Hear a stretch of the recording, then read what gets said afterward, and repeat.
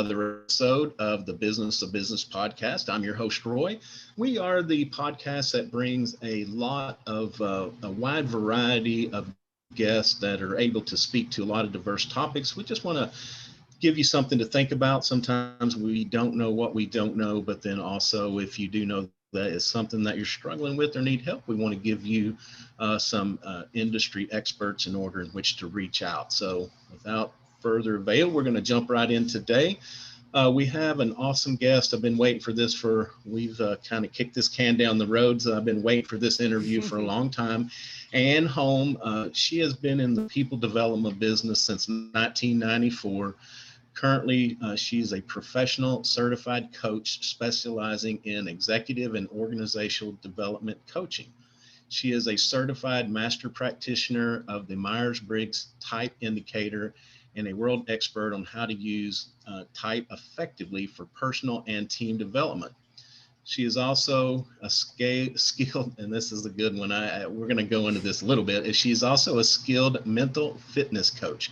Mm-hmm. And just like physical fitness, you can deliberately build focus and resilience to help you reach your goals. The stronger your mental muscle, the more likely you are to hold on to your gains over time. She uses positive intelligence, which is an up-and-coming framework to achieve mental resilience. Prior to coaching, she has 25 years of experience in applied brain science and used this hands-on experience to help her clients understand how they can stay focused, be engaged, and energized given the demands of the 21st century workplace. And thanks so much for taking time out of your day to be with us. I certainly do appreciate it for sure. Happy to be here. Yeah. So and we've got other stuff to talk about. I did want to just touch on this mental fitness coach. I really like that. And I think it's it's something that we all need to keep in mind, is that we kind of have to keep our mind. And I'm sure there are exercises and things we can do, but we have to exercise our mind in order to make it stronger. Yep, absolutely. The idea of mental fitness is one of resiliency. So we all go through life with various challenges and stressors. The term I like to use is dynamic tension. So anytime we encounter something that's stressful, I call that dynamic tension. And so you engage with that, and then that creates the personal growth. But the idea of the mental fitness is if every day you practice making your mental muscle just a little bit stronger, when you actually encounter some of those challenges, you're able to meet them more readily. So it would be like saying, you're lifting 20-pound weights at the gym, but if you encounter a 100-pound problem, that might be a little bit of a challenge. Right. So, we want to continue to build our ability to handle the 100-pound problems. And in the meanwhile, it just makes those 20-pound problems a little bit easier. So goodness knows we can all use that for sure. No, it's a wonderful, and it's a very, very much everybody available to anybody, but you do have to work on it like you go to the gym. Yeah. All right. Awesome. Well, actually, the topic that we had talked about discussing today is that entrepreneurial edge. And, I think probably the best jumping off point is that big idea that people have. Sometimes that's just the beginning. And, one thing we talk a lot about this show, and I think the pandemic has amplified this, is that sometimes people fall into work either, maybe they're a good plumber, they get out on their own, or, electrician in a trade. And then all of a sudden they're doing stuff on their own. And then they wake up one day and they got 5 employees and they're a business all of a sudden. Or, and I think what I've heard a lot with the pandemic are people being forced out.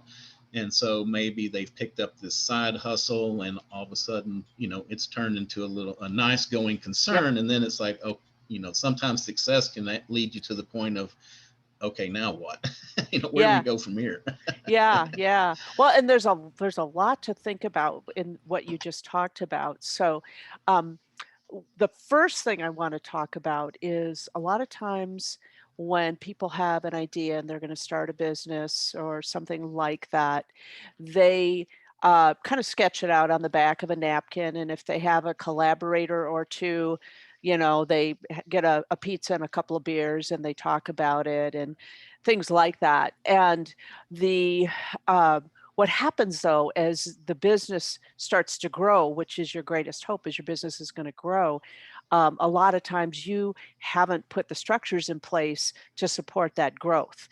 So yeah. So you Yeah. could say, well, I have a business. Let's say I've got a trucking business, and it's I have one or two trucks and a couple of drivers, and okay, good, we got this going on. But now all of a sudden you've got 10, 20, whatever to track, and if you don't have strategies in place to take on that extra load or whatever, that's when you can start to run into trouble. Yeah. Yeah, and So it's counterintuitive, but sometimes success can be the beginning of the end for a lot of businesses if they don't plan ahead and right. have those structures in place. It can be it can be almost as bad as not having any customers. Yeah, very much so. I don't know if you remember, if you ever had this down in Dallas. Did you ever have a chain called Boston Market? Yes, Okay, yes. yes, and you can see they don't exist anymore. Right. Yeah, I haven't Uh, seen one in a long time. And they yeah. were the classic case of the business that grew without the structural underpinnings to make it successful on a large scale. Yeah, and it's funny you bring them up because it's been, oh my gosh, it's been 20 years ago. I had such a bad experience with them. As Oh, they're for people that don't know, is they had like at this time they had like 4 entrees a day. I mean, it was like a meatloaf for a chicken or this. So, yeah.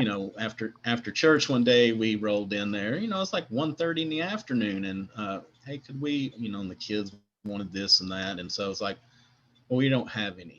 All we've got's meatloaf. So, okay, well, we'll just take, 4 meatloaf plates. So I'm sitting there watching a piece of meatloaf comes out of the back to the lady, and she picks it up and takes it over to the window and hands it to the car. And then they promptly come and tell us, "I'm sorry, we're out of meatloaf." I'm like, okay. It's, I'm like, it's 1:30 in the afternoon. Y'all only got 4 things to serve, and you're already out of everything. You're just gonna close anyway.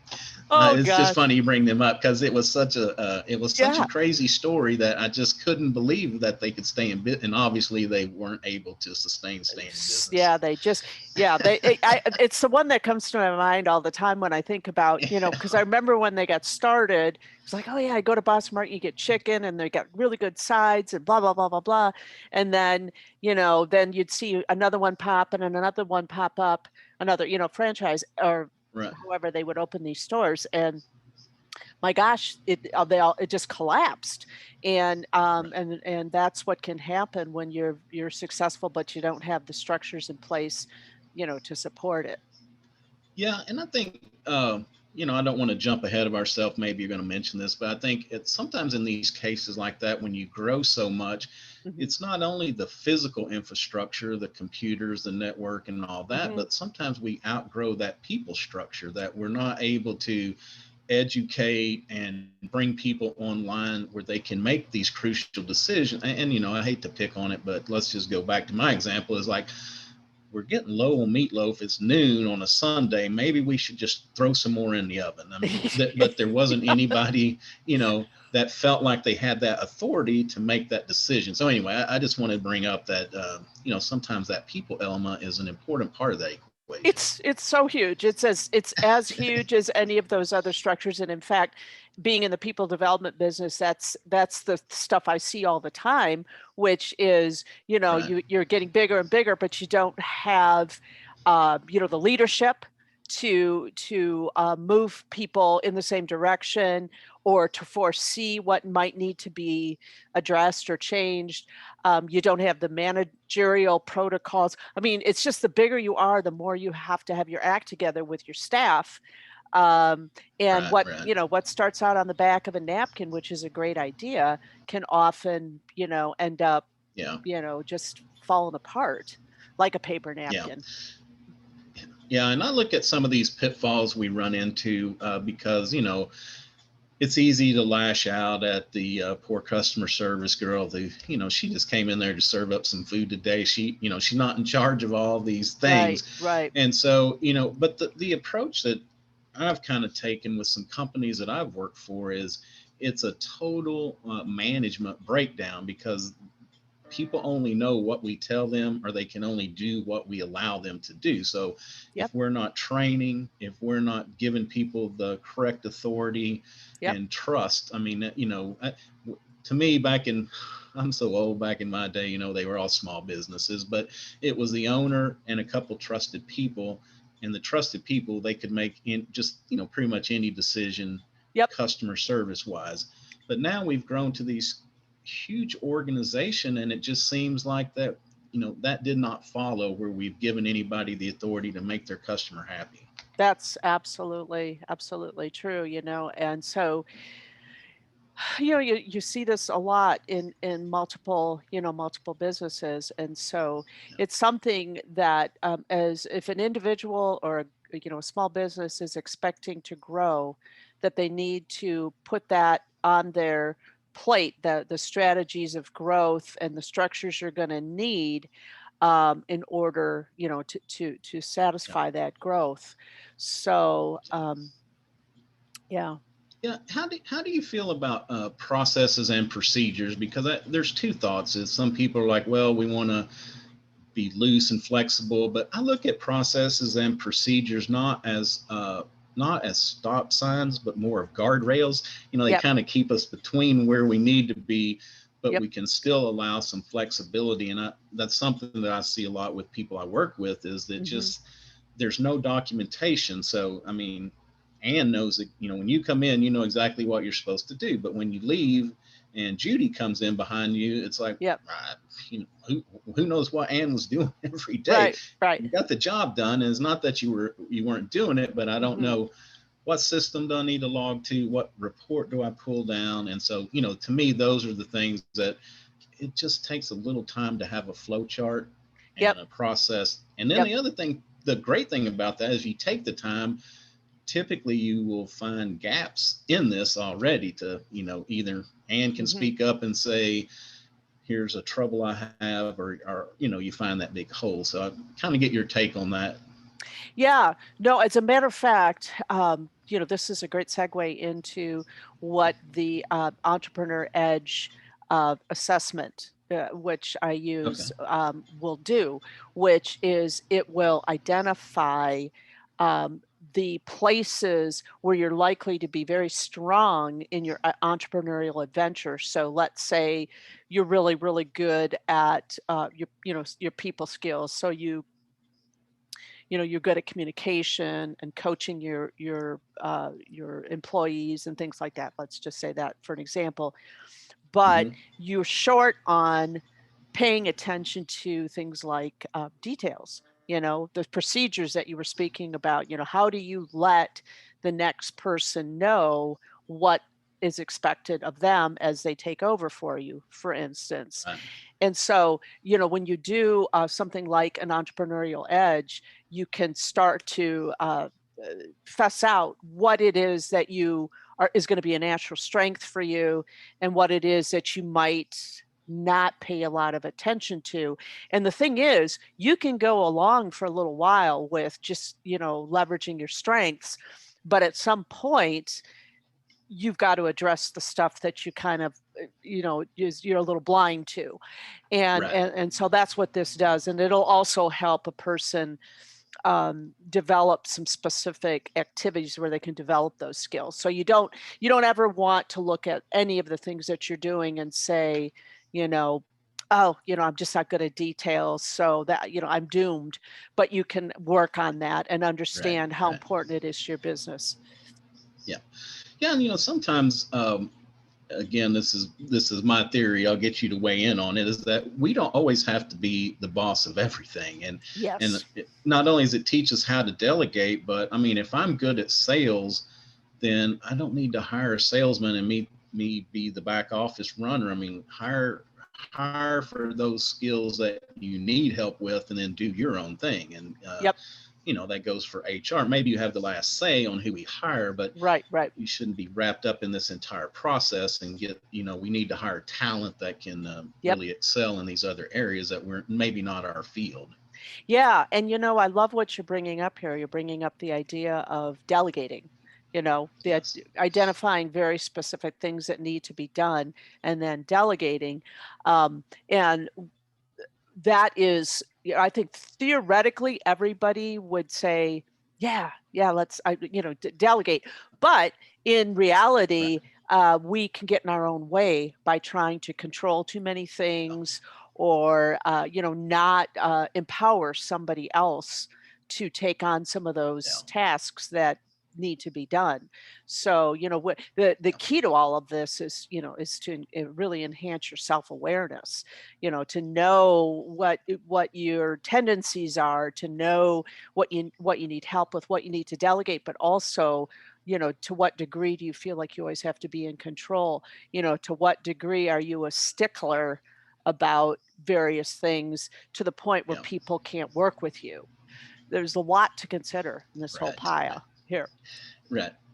Yeah, yeah, and that's the other thing. We can run, if we don't learn how to share responsibility and delegate, we can Yep. run good talent off because we don't the people that we hire for key positions, they don't need to be micromanaged like Right. like a child. Right. We Right. need to give them tasks, set the responsibility, and then let them do their thing, and uh, don't I guess think positive that if we make the right hires, we give them the right tools, they're going Right. to do the right job, not the other way around. Like I can't trust anybody, Yes. to do these tasks because Hmm. I don't know. One thing I found in life is there's always somebody better than you at whatever you're good at. There's still somebody better than you. So we can always, we may have to look a little harder, but we can always find, somebody that can handle that position. Absolutely, absolutely. So yeah, so it's a big deal with small businesses, and then if you are now at the level of a business idea, so you're a true entrepreneur, you're just starting out with a particular business idea, an enormous number of ideas never come to fruition. I believe it's as high as 90%. 90% of these ideas die in the vine and never go anywhere. Now, if that was true, if it was 90%, what do you think is happening with that 90%? What do you think's happening? Why it's not going from idea to fruition? I'd say because they want to try to tackle it themselves and not get others involved to help them Yep. get Yep. it going. Yep. What else do you think comes into play? Uh, I would say I was just thinking money, the backing. Maybe it's a really Yep. ambitious idea, but we've got to have capital, and sometimes you can't start every business on a shoestring. Yes, that's another thing Yeah, too. Exactly. yeah, It's how good are you with finances? How good yeah, are you with tracking where your money is? How good are you with, getting, funding? So that's yeah. that's another possibility. What else do you think Yeah. might stand in their way? Um, I think maybe even people maybe looking for oh, just not justification, but looking for others to give them looking for approval from others, or having a naysayer say, "Oh, you know what, that'll never work." And Yep. it's funny because I just this morning I don't know if you've seen the news, but they announced Jeff Bezos is stepping down Right. Right. from running day Amazon. to day and just going to be a corporate chair. But in 1994, I'm sure, can you imagine what his friends and family were saying? You want to start a bookstore in your Right. garage with some kind of an internet thing? I Yeah. mean, Yeah. can you Exactly. imagine the ridicule that he must have endured when he wrote that idea down? Yeah, yeah, exactly. Well, and that's exactly right. So yeah, so can you sell your idea? Can you Yeah, can you see it enough where you can sell it to others so that they will jump on board with you?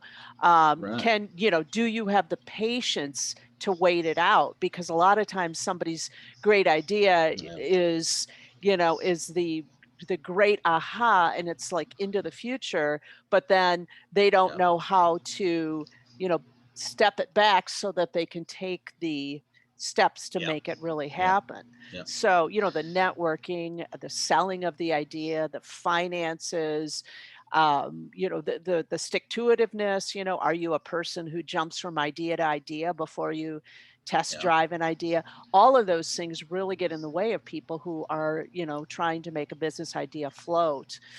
Yeah. And We talk about this in sales a lot, but I go back to the agrarian model is that, we have to sow the seed, we have to cultivate, and then we reap our harvest. And, in sales, a lot of times it's a one call, hey, I'm sowing my seed and I'm reaping the harvest today. If I'm not, yep, I'm moving on. It's no relationship building, yep, but that can happen in businesses too. And I love social media. I love electronics. I think, there's a lot of positive, but I will say on the negative side is, I see the guy with the big boat and he's in the business I'm in. And it's like, why can't I have my picture in front of the big boat? We have these maybe unrealistic ideas and yep, expectations set off of what we get in these social media feeds. Whereas, the guy that was an overnight success, yeah, we just heard about him overnight, but you didn't hmm hear about the last 10 years while he's been toiling away or, yep, struggling behind the scenes. That, the graph of success is not just a linear line. It's all, yep. and it's like, some lady, podcast I was on recently, she said, have, I don't remember the question, but she posed, it was like, have you ever wanted to quit? And I said, in the last hour? Yeah, 3 times, it's like, you know, Yeah, it's yeah, like, it's a struggle every day. And so there's so many times that we could just fold it up and say, I'm not doing this anymore. But right, right. I guess, you kind of get back to that's, you have to have that passion and really believe in your mission and what you're doing too. Yeah, yeah, absolutely. And I think, uh, all of these variables that we've been talking about, we've talked about a number of them already. All of these variables have to come into a sphere of self-awareness. Oftentimes, we are unaware of some of our tendencies. So, Right. you might be vaguely aware that you jump from thing to thing. For instance, I got this idea, I got that idea, and you abandon it before you actually give it a good test drive. Um, Right. and what you can be telling yourself is, oh, that just wasn't a very good idea. And instead of saying, maybe it's me, maybe it's because I tend to jump from thing to thing, and it actually has a consequence Right. because nothing ever has the opportunity to take root. And Yeah. so, you have to have an enormous amount of self-awareness Yeah. to make a business go that way. Yeah, one thing I was just writing down while you're talking, it kind of goes along with that is ego check. Oh Because yeah. if I'm struggling, whether it's the business or a component, Yep. sometimes we don't want that to seep out like, somebody thinks I can't handle it, or they think there's a flaw in me or the business. When it's Yep. like, Yep. I judge people and managers not on what they know, but do they know how to go seek the answer for what they Right. don't know? That's the most important part of all this. So Right. Right. asking help from others, there's nothing wrong with that. Nothing Right. at all. Absolutely. And honestly, this is something, I mentioned, you mentioned at the beginning of the broadcast here, that I've been in the people development business for a long time. And here's one of the things I know to be very true. And that is your level of self-awareness comes along in layers. So let's say you're an individual who's very, very, very talkative. And if somebody says, you know what, you talk a lot, and you nod your head, yeah, yeah, yeah, I know I talk a lot, but you don't get to the layers of, well, what does that mean as far as somebody who has to listen to you, or what impact is that having on people being willing to come into your office and ask you a question because you might be there for 20 minutes because you're so talkative. I mean, in other words, it peels back in layers. And Right, so right. it's sort of a, a, a kind of a lifelong quest to really understand the impact of both our strengths and our blind spots. And Yeah. that falls into the category of self-awareness. Yeah, and it's important. in the creative part for me, because, when I get stuck on something, if I'm very self-aware in the moment, I can see, hey, I've been sitting here for an hour or 2 hours, Yeah. digging and trying to look around and find this. And sometimes it's just as easy as stepping up, taking a walk, getting outside, breathing fresh air. It just clears your Yep. head. But I will tell you that, in my youth, I would have sat there for 2 or 3 more hours banging my head against the table instead of, just trying to be aware of what's going on around me. Why has this become a problem all of a sudden? Yeah, you learned something. Let's spend a little time on the planet. And ironically, I'm so glad you brought that up, because there's a book by Adam Grant called Originals. And basically it talks about individuals who've had original ideas, etc. And they talk about like the Warby Parker glasses and, a number of other things. But one of the things Yeah. that was articulated in that book is the most successful entrepreneurs have actually spent time somewhere else first. So they didn't jump out of college and boom, there they go. I mean, there's a few that have, but it's such a small amount. The vast majority of successful entrepreneurs have spent some time on the planet, have been doing other kinds of work that'll inform their choices with entrepreneurship. there's your guy. Their mine are going off now. Yeah, love it. So, sorry about that. Yeah. That's right. Mine can't hear because I've got the earphones on. So they're laying there like perfect little gentlemen so far. So far.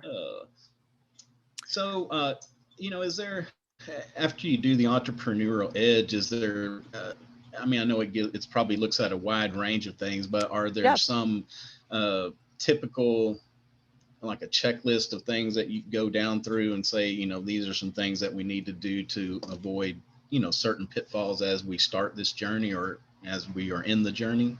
Yes. Yep. That's exactly what it does, is it takes you through a number of, excuse me, a number of areas that are known to create successful entrepreneurship. And you effectively, you rate yourself on these various areas, and you see where the holes are and where the strengths are. So, you might be an really good manager of people. You might be a really good networker. You might be really good with money, but there might be some other areas that are not quite as strong. And so there'll be some suggestions on things you can do specifically to strengthen that part of your endeavor. So, and it might be as simple as find somebody who can help you with this because it doesn't look like it's a strength of yours. Yeah, and which brings up a good point. So when is too early to take this? I've got a kernel of an idea. I haven't even written it on the napkin yet, but I'm thinking, is that a good time? Let's go ahead and take that. And then we kind of know as we start through that planning phase versus getting started and getting, waist deep in something and then trying to figure out where our shortcomings are. Well, to me, it is useful to do it as you're getting started, to do it, as you've, made a little bit of progress with the idea. So redo it, revisit it, and see where you are, and just, use that, because the nature of any of these kinds of assessments is they're not like diagnostics, like you go to get your blood tested and all that, but they're guidelines and check-ins. And so that's the value of them. It's a structured way to appraise the whole process of entrepreneurship and what you need to do to make it more likely that you'll be successful. So yeah, and I think we change as we as we start down any road in life. Maybe we thought we were going to be the awesome salesperson, but now we're the whatever you're doing, the awesome inventory person, or stamping out the license plate or whatever we do. And so I guess that's another good reason to kind of keep a monitor on that, just in case things change. We can change as well before we get into trouble. Yeah, exactly. And again, it's just it's a way for a person to, in an organized way, kind of, it's almost like do your scorecard. Yeah, Strong right. here, not so strong here, really got to watch for here. And, Yeah. and because you're answering the questions, it's your perception of how things are going or what you need to pay attention to. When I went from my work in the hospital, the work I did with brains, and then I started my business for coaching, there was a lot of stuff that I just wasn't aware of. And it was, can I define what it is, what I'm actually doing? How are my finances set up? There was so much for that itty bitty little business of one guy. It's Right. incredible. Now imagine that Yeah. you're trying to make an idea float with multiple people, Yeah. or even, just a few. It takes a lot Yeah. of self-awareness. Yeah, and it's another good reason, I think, to surround ourselves with a team of advisors. And Yep. my mother would love to be one, but I say, look, I need somebody that's going to tell me that I'm wrong every now and then. Oh, But you need somebody that can give you that honest feedback, and yes, because especially starting things, we don't know what we don't know, unfortunately. And so absolutely. that's another reason. And sometimes even competitors, maybe across town or in a different city, they are more than glad to help you. You reach out, they can tell you some pitfalls that they ran in, or maybe you need to have a certificate or Right, right. this license or things like that, to keep Yeah, you from getting in trouble. So yeah. always surround yourself with, and there's a great, there's a great new line out that if you're the smartest person in the room, you need to find a new room. Yeah, no kidding. No kidding. No Yeah. kidding. Yeah. No, as a matter of fact, I was talking to a friend of mine this week, and I said my favorite TED Talk is the TED Talk that talks about how wrong we are most of the time. Yeah, right. It's the most freeing thing in the world to not have to think you got to be right all the time. So, Exactly. yeah. So, how long would it take to go through this? If, and I guess that you can find this online. I mean, and we'll talk about how people can get in contact with you in a minute. But is Yep. this something that you just go online and can get through? Yep. Yep. It's Okay. about 20 minutes. And so you'd want to, you can't just find it online. You have to go through somebody who can interpret it for you. So they'd have Right. to Right. say, okay, I'm interested in hearing what, Entrepreneur Edge has to say.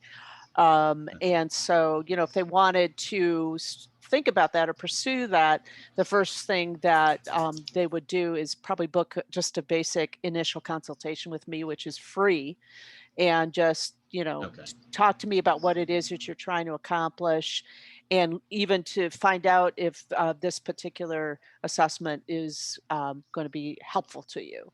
So it probably Yeah. will be, but I always like to talk to somebody first to make sure I understand what their goals are.